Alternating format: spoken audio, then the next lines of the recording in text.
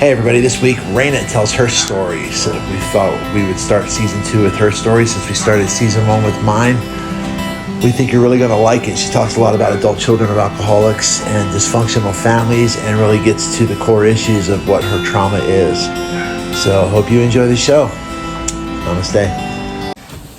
Hey everybody, I'm Rex. I'm Reina. And this is No Love the podcast. It's been a while. Missed you dearly, warmly, truly. We thought since we started season 1 off with my story that we would start season 2 off with Reina's story. So today is just going to be her and I having a conversation, just with me, her, and all y'all. So sorry if there's not a lot of eye contact with the camera, but this is more of you guys are kind of just watching in on this one. So yeah, with that, I'm just going to hand it over to her. All right, and he may prod me or help me along if I get hung up a little bit. He'll act as our wonderful warm host. You guys know me as Reina. My name is Marci. I'm an adult child in recovery and discovery. So if you're unfamiliar, an adult child is an adult child of an alcoholic or dysfunctional family. One of the 12-step programs that, one of the wonderful ones that have sprung from, the heritage and lineage of AA. And it's more of I would say it more falls into the family of like Al-Anon or Coda. The first A.C.A group came from a group of Al-Anon Alateens who had transitioned from teenagers to adults. And they found that the traditional Al-Anon just didn't seem to work for them. They had their own issues. It wasn't just dealing with someone else's stuff. So thankfully, all these beautiful people have done so much work for all of us to come up and learn from. So we'll zip back in time now. So I was raised in an alcoholic and dysfunctional family. I believe I'm 3rd or 4th generation alcoholic, and in my interpretation of things, which is only mine, so please don't blanket it with all my family. But I would say that my mother was definitely an adult child. And I know that my grandmother was raised in an alcoholic family home also. So I believe I'm probably a 3rd generation adult child. It's taken me 8 years to figure this out. So it's been quite the journey. You got there right on time. Right. That's that. We hope, right, that we all make it exactly when we're supposed to. I had a horrible upbringing, a lot of abandonment, a lot of shame, physical abuse. There was, sexual abuse that came into play because when you're an unattended child, you become prey to the other people around you who would take advantage of things like that. And so from a very young age of 5, began the sexual molestation. I don't remember when being left alone began because I always remember being left alone. So lots of fear of the dark, lots of neglect as far as nutrition and all the things, all the things. I would say that there's probably some narcissistic tendencies with my mom. Which, no, I'm not throwing any shade or any hate because my interpretation of a narcissist is just a broken empath. So I just think some people get hurt in ways that shift them in certain ways, and other people get hurt in ways that shift them in other ways. But for my mom, there was definitely a very self-centeredness about her that translated as some pretty hefty narcissism. So like I said, the physical abuse and sexual abuse and the neglect started as pretty much far back as I can remember. And my understanding at this point is that when there's that much victimization going on, there's kind of this learned helplessness, this we begin to perpetuate the victimization in our own lives because that's the role we're playing. That's the way we're showing up. And that definitely was true for me. I was either the victim of it all or the rescuer trying to rescue mom, and definitely over parentified. My brother was born when I was 10, which made it that I was big enough to just kind of shift him over to me. And so if he wasn't with grandma and grandpa, he was usually with me alone at home.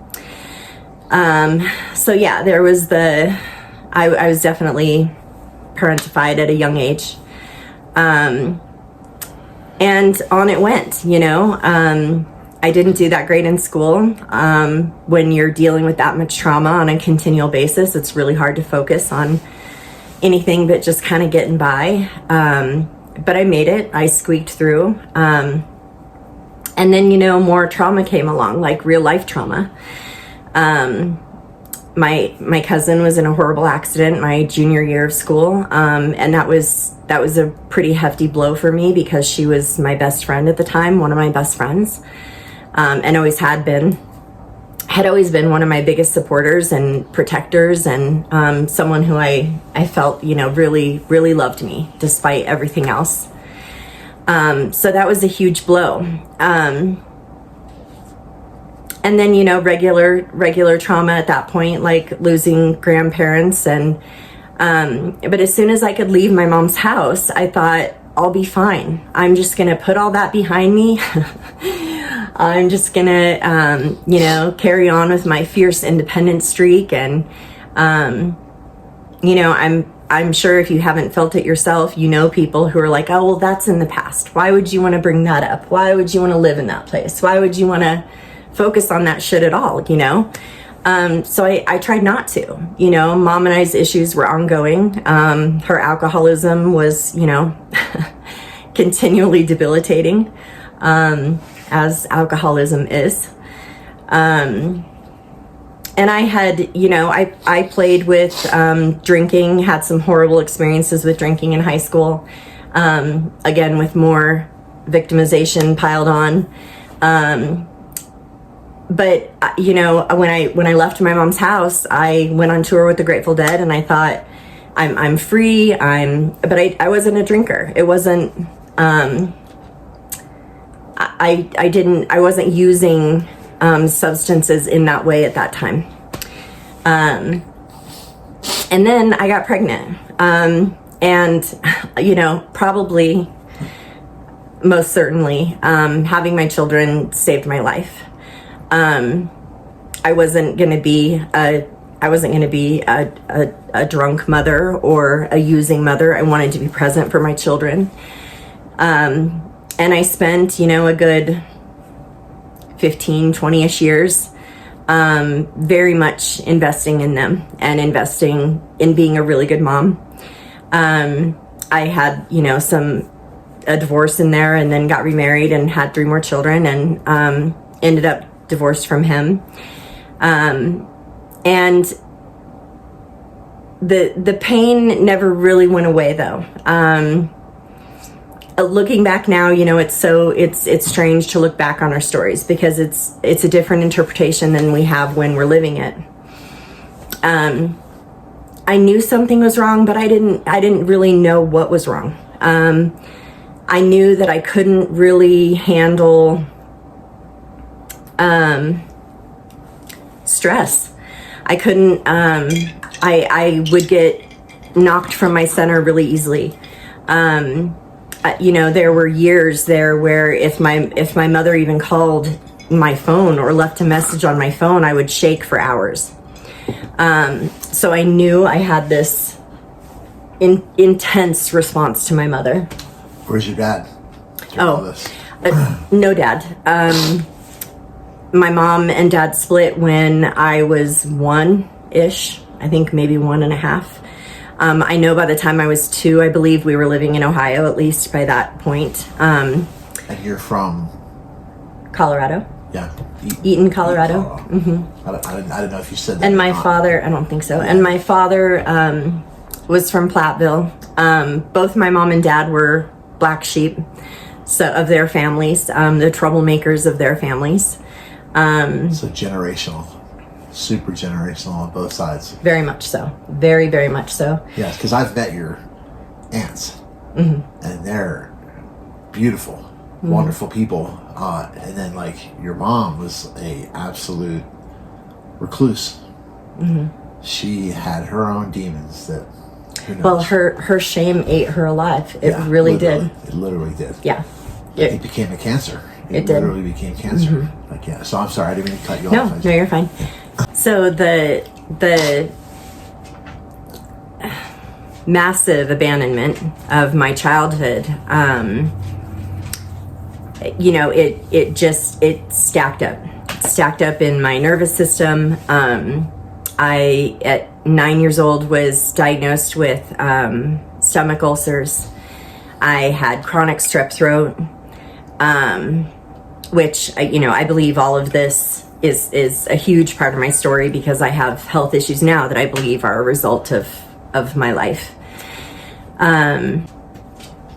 So yeah, Dad was pretty much absent.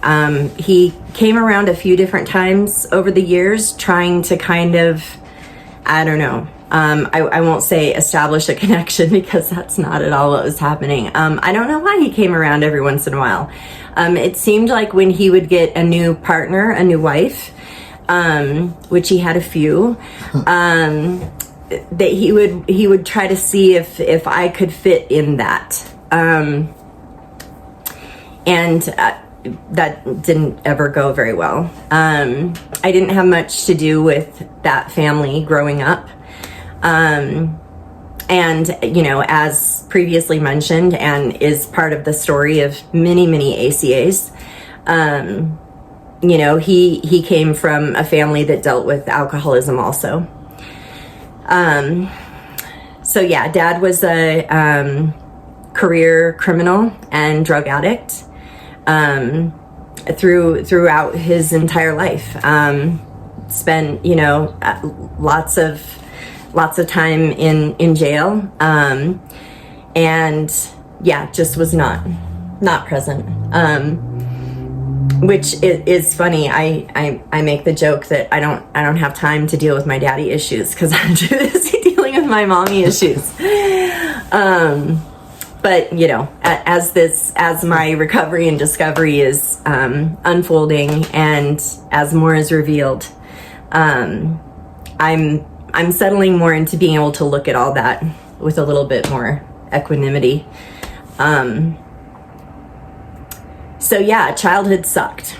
A lot of aloneness, a lot of fear and hunger, and so much shame, because as a child, you don't understand why people don't want to be close to you, or why they don't love you, or why it's just incomprehensible. You can't. And then the kindnesses that are given to you here and there, it's so few and far between compared to how much you're starving for that.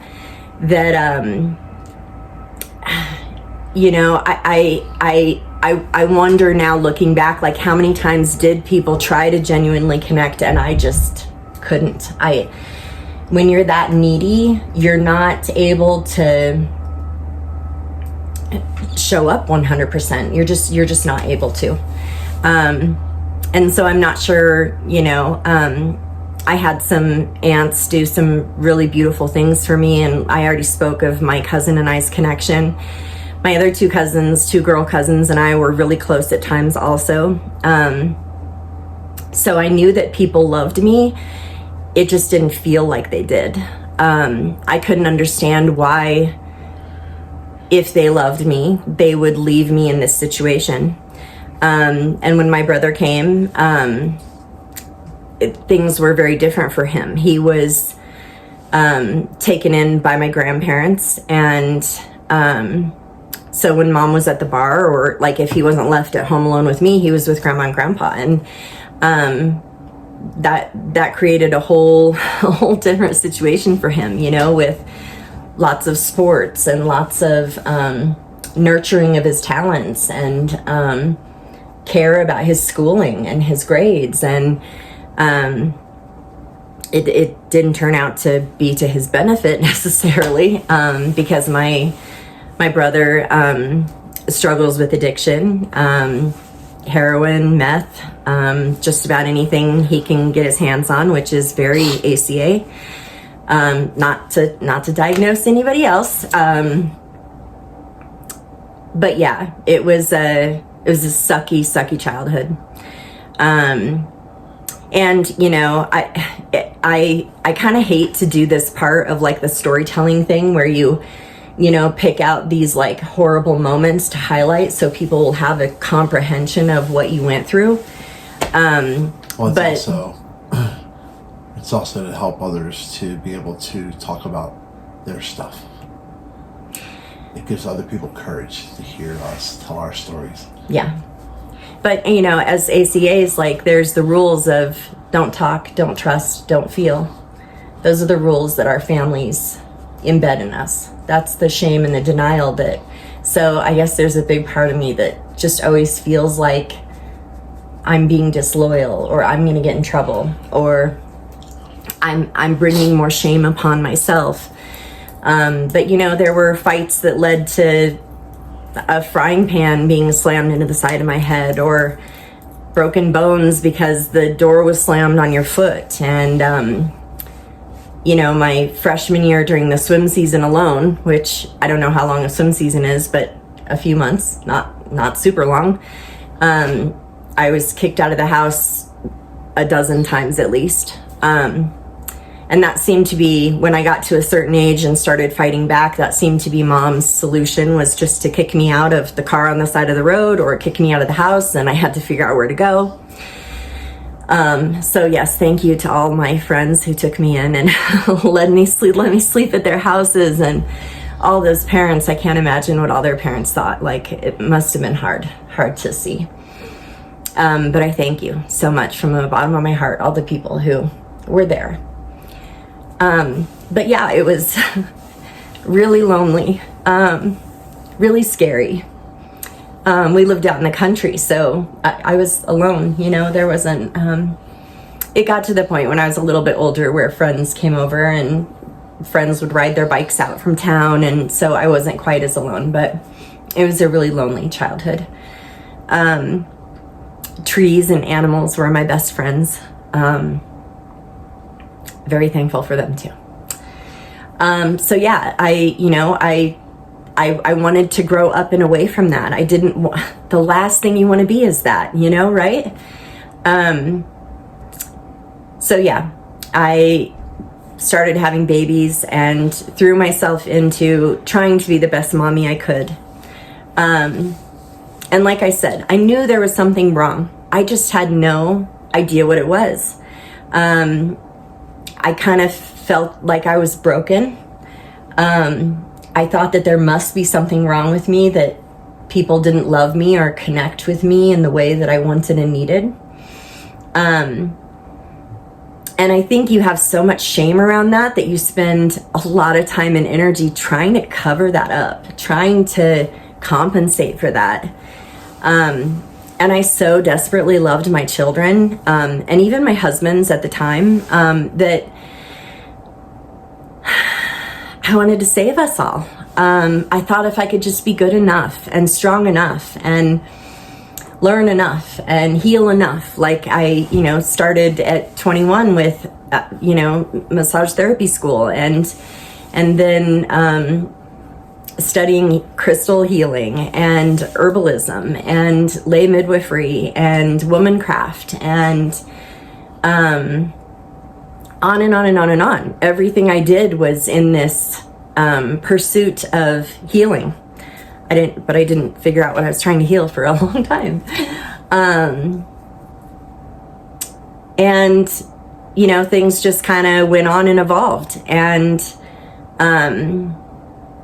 as your children grow, you start to see these things emerge in them that you don't quite understand, how you've tried so hard to protect them from it and keep them from it. Like I said, the abuse continued with mom. Her alcoholism continued. So even though I was big enough to physically stand up for myself, which I started doing it at about 14. There's no defense for the psychological or the emotional. No. And then it's your mother, so she was the only one I had. So I was still always desperate for her. Like, no matter what the abuse was, same mentality. I thought if I was loving enough, if I was good enough, if I was perfect enough, that it would change. She would want me. She would see me. She would connect with me. She would be kind to me. It's like mommy dear shit. Mm-hmm. But, as people who experience that kind of trauma, that's then what we go out in the world acting out with everyone else also. Like, showing up as this person who thinks they're not enough, desperately wanting or needing something outside of them to validate who and what they are. Yep. So, once again, the repeated victimization, because you're showing up in this victim state. So it never really changed. And, there were incidents where, there was only one, I want to say, minor incident of abuse between my mother and one of my children. Is it ever minor when your parents abuse your children? I don't know. It didn't feel minor. I quit speaking to her for, I think it was like 8 months at that time. And then that was my first attempt to get into therapy. I had tried therapy when I was about 18 for some other things that had happened, and they put me on Prozac, and it made me a zombie, and I was like, okay, that's not for me. Therapy, drugs, not for me. Just kind of made this blanket, like, that won't work for me. So I went back trying to go to therapy specifically about my mom. And this is I'm probably 28 or 29 at this point. And I tell the therapist about this incident between my mother and my child. And she informs me at the end of the therapy session that she's calling CPS on me to open a case about this. And I'm like, well, even though I haven't let my mom be around my children for 8 months, like it's a thing. And apparently it was for her. So CPS did their wonderful, thorough job of what they do, and basically put me and my children on trial. They came into my home 3 or 4 times to question my children, and said they couldn't get a hold of my mom, that she wouldn't return their phone calls or any of their messages. And so after about 6 months, when they finally heard back from my mom, and she said, well, that didn't happen that way, that's not what happened, they informed me that it was dropped. So, the few attempts that I made towards helping myself didn't go well. A, because I wasn't clear on what was wrong, and B, when you're in trauma and grief, you're not the greatest advocate for yourself. And that's unfortunate, but that's how the story played out. So there was always this ongoing abuse with my mom, this off and on of trying to have a relationship and then not. And as her alcoholism progressed, she just, like we said, the shame was so immense for her that she just progressively was shutting down. She eventually, lost jobs and lost homes and lost, and ended up in a virtually off-grid cabin, no running water, for about 20 years, where she just really lived in shame and isolation, and poverty and misery. And so it made an isolation. She was not interested really in coming to birthdays or Christmases, or she just slowly, kept moving farther and farther away. Withdrew. Yeah. So, trying to think of how to share how my story evolved. When I was 39, when I was about 38, my second husband and I split up, and that was pretty difficult. And him and I had started, because our children were a little bigger and we could be around them, drinking and going out socially with people, and which we never had before. Like we were sober for a dozen years, like nothing, not even a beer on Sunday with a ball game or anything. Like it was cigarettes and caffeine, and that was about it. But because our kids were grown, I don't know what we were thinking, because he comes from some alcoholic lineage also. I guess I thought I was grown enough that I could drink alcohol and it wouldn't be an issue, even though I'm genetically designed to be a crack whore. I thought... Nothing is crack whores. Yeah, nothing, no, yeah. Please forgive me, I'm so sorry. Just kidding. But I'm genetically designed to have some serious addiction issues. Both of my parents did. I don't know what made me think that I could handle it.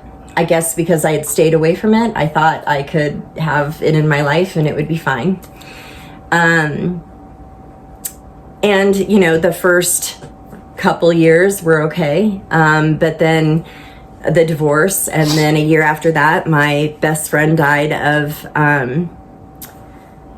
I'll say an accidental overdose, because I certainly don't think it was intentional. And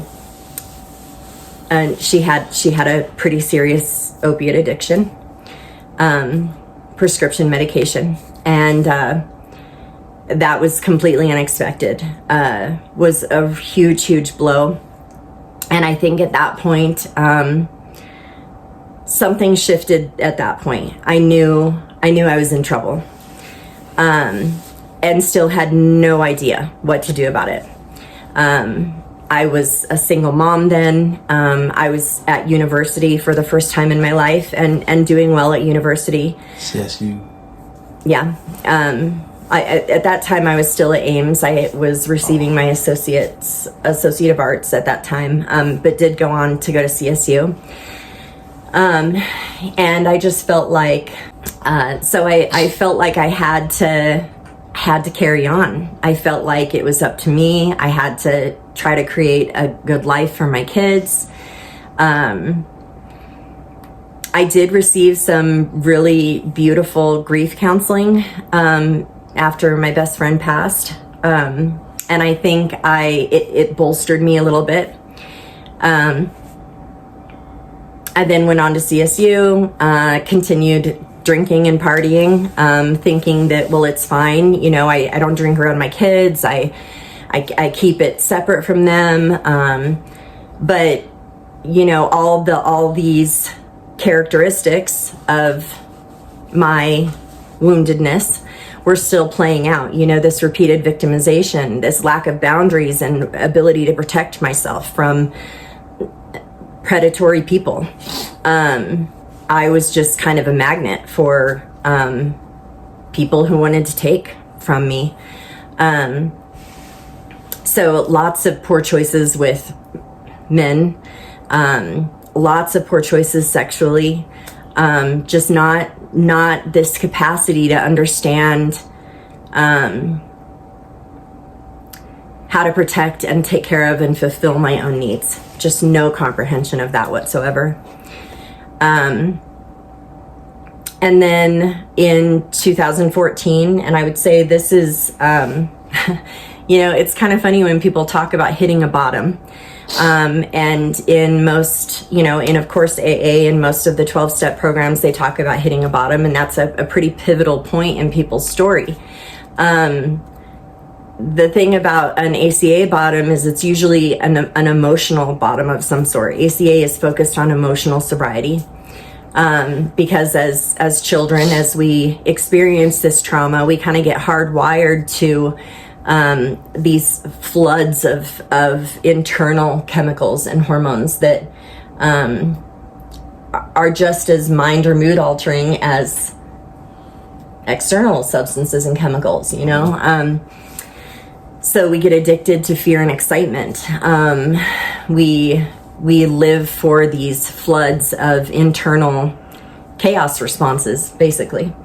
And we'll subject ourselves to that continual reenactment.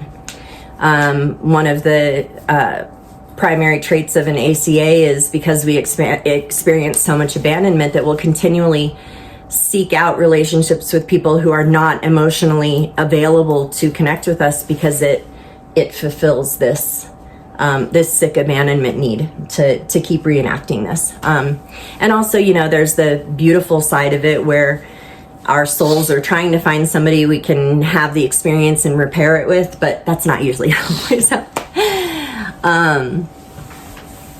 So speaking of an ACA bottom, I think this was the beginning of my bottom. I kind of think I hit bottom and like bounced or skid, or I didn't come to rest for many years after hitting my bottom. Like I was still tumbling, or I don't know. Which is funny because I used to make a joke that the people in my family didn't have bottoms because they never quit digging. They just would keep going. My grandfather died of cirrhosis and he drank until the day he died.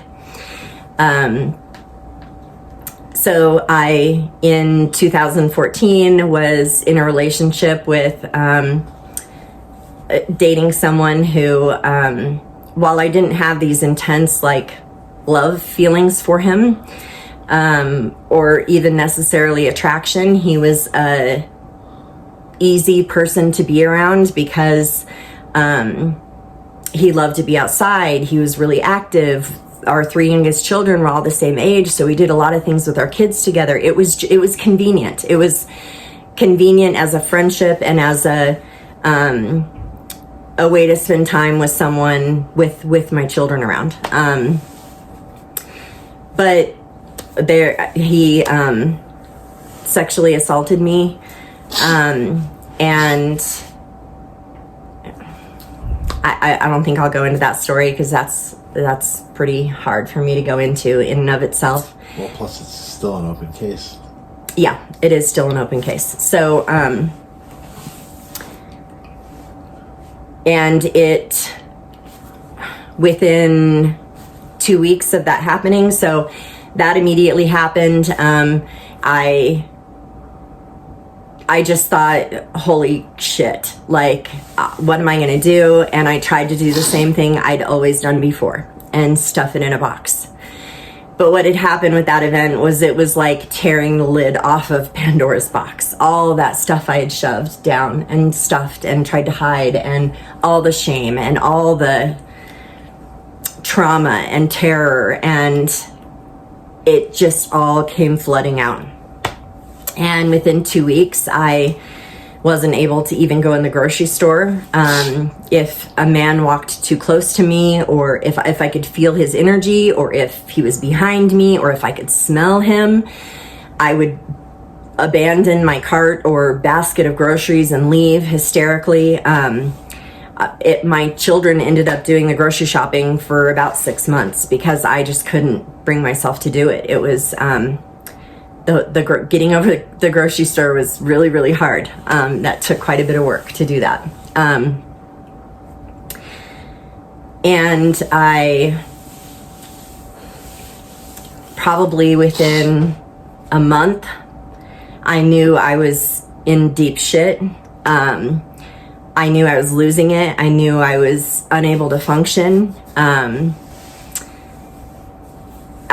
Now I have since been diagnosed with CPTSD, so now I understand what was happening then, but I had no clue at the time.